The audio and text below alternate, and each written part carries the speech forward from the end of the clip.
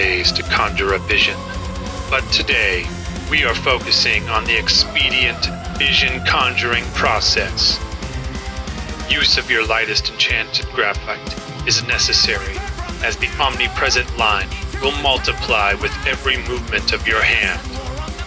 Hear these words. Don't think.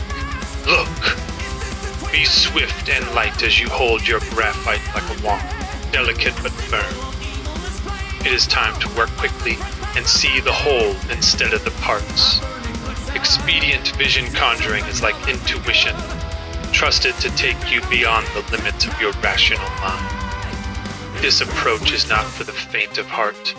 Those who think too much are slow on the draw, thus they are slayed where they stand.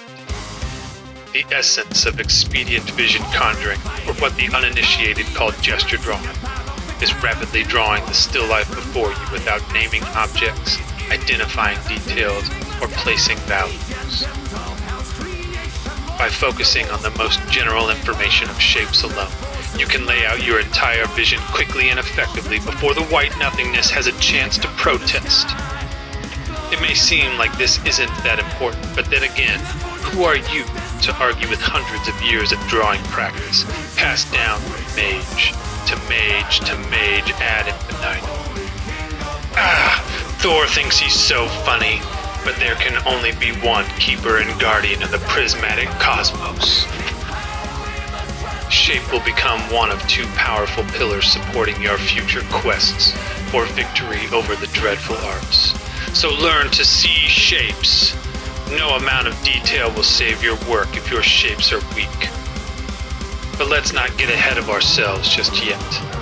Take a look at the master. See how he moves his graphite deftly across the white nothingness. You could almost say it's poetry. See how he summons general shapes without regard for specificity. Only when all the shapes are gestured in does he begin the act of refinement by adjusting size and location. Isn't it wonderful? Keep comparing your gesture to the still life. What is the largest and smallest shape? How close or far apart are the shapes? Do any overlap? Are you making this happen in your vision book, or are you drawing with your eyes closed? Keep drawing.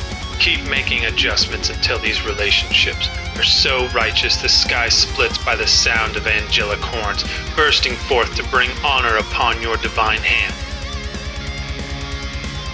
Yeah, stop dreaming and just make it happen. Insist on these factors being right.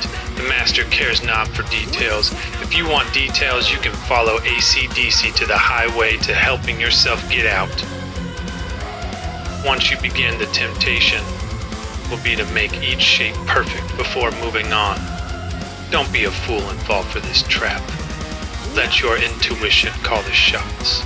Make a line, then make another, and make yet another until you've started accumulating a semblance of what your eyes feast upon.